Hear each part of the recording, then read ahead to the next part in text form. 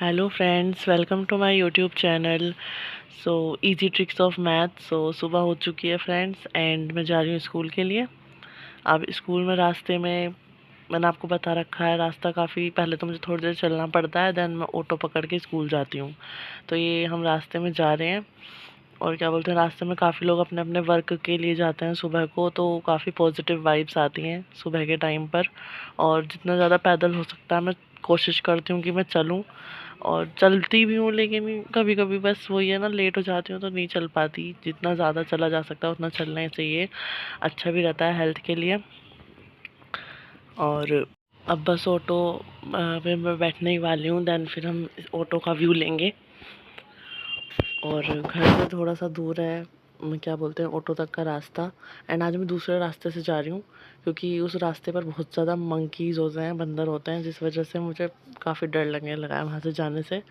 तो अब हम ऑटो में बैठ चुके हैं फ्रेंड्स। एंड ऑटो वाला, ये वाले भैया भी आज बहुत ज़्यादा लेट कर रहे थे, बहुत देर तक तो ये खड़े रहे, उसके बाद ही चले हैं।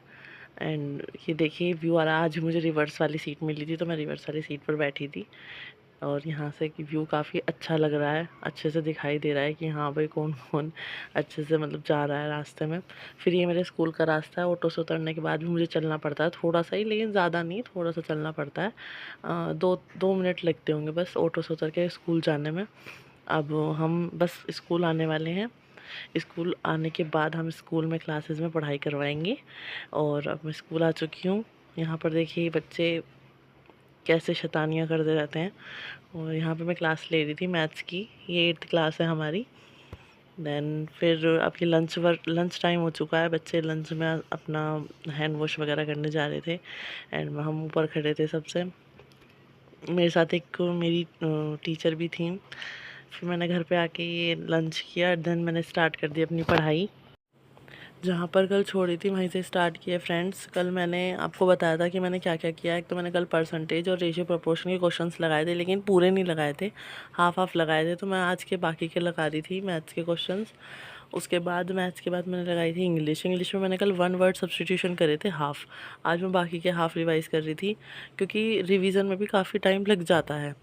तो मैं आधे मेरे ऐसे ही, मतलब मैंने ऊपर ऊपर से देखे थे, आज मैं प्रॉपर्ली उनको रिवाइज़ कर रही थी 1 वर्ड सब्सटीट्यूशन को। देन मैंने आज सिनोनिम भी थोड़े से रिवाइज़ करे थे अपने, क्योंकि टाइम था तो मैंने कर लिया। उसके बाद मैंने आज हिंदी में मैंने अब तक जो कवर किया है मैंने आपको बताया था। एक तो मैंने लिंग, वचन, उपसर्ग, प्रत्यय, और कल मैंने वो वाक्य पढ़े थे। आज मैंने अकर्मक सकर्मक वाले वाक्य पढ़े थे सारे। कल मैंने उनके वो पढ़े थे जो टाइप्स वगैरह होते हैं, कि जैसे कि सूचक टाइप जो होते हैं, जो हमारे सिंबल टाइप जो वाक्य में यूज़ होते हैं, वो मैंने कल पढ़े थे। आज मैंने पढ़े थे जो हमारे टाइप्स होते हैं वाक्य के।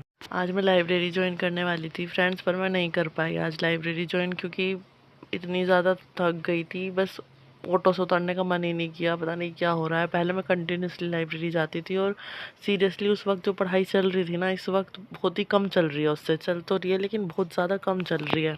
वो जो फ्लो बनता है ना, वो नहीं बन पा रहा, लेकिन बनाना तो पड़ेगा। कल देखती हूँ, कल ज़रूर जाऊँगी, बिल्कुल मन बनाना है अब तो लाइब्रेरी जाने के लिए। आप लोग भी अगर ज्वाइन करना चाहते हो तो आप भी लाइब्रेरी ज्वाइन कर सकते हो। अगर आपके घर में भी मतलब नहीं पढ़ाई हो पा रही है प्रॉपरली, तो आप ज्वाइन ज़रूर कीजिएगा।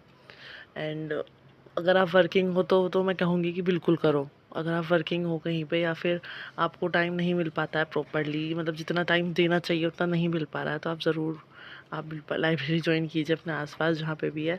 एंड मैंने आज ये कवर किया था, मैंने आपको बताया क्या क्या हो गया। हमारा हिंदी हो चुकी है, एंड हमारा मैथ्स हो चुका है। इंग्लिश में मैंने वर्ड सब्सटीट्यूशन किए थे। और पार्ट सेकंड का मैंने आज क्वेश्चंस लगाए थे। पार्ट सेकंड में मैंने एक बुक ली हुई है, मैं उसका रिव्यू दूंगी अभी 1-2 दिन में।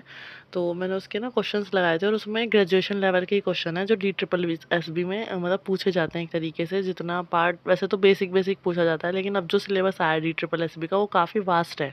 आपने देखा होगा उसमें जो मैथ्स का TGT मैथ्स का सिलेबस दिया हुआ है, वो बहुत ही ज़्यादा, आप ये देख सकते हो, ग्रेजुएशन लेवल का है, जो DU वगैरह में सिलेबस होता है। तो उसके हिसाब से मैंने वो बुक मंगवाई थी, और उसमें क्वेश्चंस भी काफ़ी अच्छे दिए हुए हैं। मतलब मीडियम भी नहीं कह सकते, लेवल सही लेवल है। अगर आप उसको कर लोगे तो आप आसानी से बेसिक तक के क्वेश्चंस तो आराम से कर ही पाओगे, और जितना उनका लेवल है वो तो आप कर ही रहे हो। तो मैं उस बुक का भी रिव्यू दूंगी, अभी 1-2 दिन में दूँगी मैं उसको, क्योंकि अभी मैं उसको एनालाइज़ कर रही हूँ अपने हिसाब से। उसके बाद ही मैं आपको बता सकती हूँ कि उसमें क्या अच्छी बातें हैं, क्या बुरी बातें हैं, जो भी हैं मैं आपको बताऊँगी देन। उसके बाद अभी एसएससी सीजीएल का भी एग्ज़ाम आने वाला है, और मुझे भी लगता है कि मतलब आप सबने भी एसएससी सीजीएल का जो फॉर्म है वो फिल किया होगा ज़्यादातर, क्योंकि हमारा जो जनरल पार्ट होता है वो लगभग वहीं से मतलब एक तरीके से वैसा सा ही है। उसमें 25-25 क्वेश्चंस आते हैं, बस फ़र्क इतना है DSSS में 20-20 आते हैं। तो अगर आप एसएससी सीजीएल की तैयारी भी कर रहे हो तो आपका जनरल पार्ट स्ट्रॉन्ग ही हो रहा है एक तरीके से DSSS के लिए। तो दोनों ही पेपर बहुत ज़्यादा इम्पोर्टेंट हैं, और दोनों का सिलेबस भी सिमिलर ही है इस जनरल पार्ट का। तो बस ये है कि DSSS में हमारा पार्ट बी ऐड हो जाता है, जो हमारा स्पेसिफिक सब्जेक्ट होता है, तो उसमें भी हमें ध्यान देना होता है, बहुत ही ज़्यादा ज़रूरी हो जाता है। तो जो भी स्टूडेंट आप में से एस्पिरेंट सीजीएल की भी तैयारी कर रहे हो, तो आप वो भी बताइएगा कमेंट में कि कौन कौन कर रहा है और किस किस ने DSSS में कौन कौन से सब्जेक्ट्स आप पढ़ रहे हो। एंड मैंने अपना रूटीन में डेली शेयर करती हूँ, आप आई होप आप उसको फॉलो कर रहे होगे। एंड ये मैंने जो वीडियो डाली हुई है वो थोड़ा इधर उधर हो गई, मतलब कि मैंने पहले मैथ्स की थी, लेकिन वो वीडियो बाद में डली है, तो इसमें आप कंफ्यूज मत होइएगा। बाकी आज मैंने जो जो किया है मैंने आपसे डिस्कस कर लिया है। मैंने मैथ्स की है, पार्ट बी के क्वेश्चंस लगाए हैं, एंड वोकैबलरी में रिवीजन मारा है, और हिंदी तो मेरी डेली चलती ही है रिवीजन में, वो तो आपको पता ही है। ठीक है, तो जो हाँ हिंदी में मैं आपको टॉपिक बताना भूल गई हूँ, तो जो मैंने हिंदी में आज टॉपिक करा था वो मैंने किया था संज्ञा और सर्वनाम। तो वो बेसिक ही टॉपिक था, क्योंकि वो मैंने स्टार्टिंग में नहीं लिया था, मैंने सोचा था कि लास्ट में उसको कर लूँगी। पहले जो मेरे वीक या जो मुझे लगता है कि मेरे लो हैं, मैंने उन्हीं टॉपिक को उठाया था पहले। अब मैं वो वाले टॉपिक्स उठाऊँगी जो मुझको प्रॉपरली आते हैं, बस मुझे उनका रिवीजन करना है। तो हिंदी तो प्रॉपरली तैयार है मेरी, हिंदी में कोई डाउट नहीं है, मैथ्स भी अच्छे से है। अब मैं रीजनिंग में बहुत दिनों से नहीं ले रही हूँ। रीजनिंग मैं लेना कल से स्टार्ट कर दूँगी। रीजनिंग में भी रिवीजन करना है। बस कुछ टॉपिक ऐसे हैं जो मेरे को एक बार वीडियो में से देखने हैं, जैसे कि एक वो आपका क्यूब वाला जो टॉपिक होता है, डाइस वाला जो टॉपिक होता है, वो वाला मुझे देखना है वीडियो में से, क्योंकि उसमें मैं थोड़ी डाउट रहता है उसको करने में, तो मेरे को फिर से अगेन उसमें से देखना है। एंड बाकी के तो सब मुझे रिवीजन ही करना है, तो मैं प्रैक्टिस क्वेश्चंस ही लगाऊंगी बाकी सब टॉपिक्स के।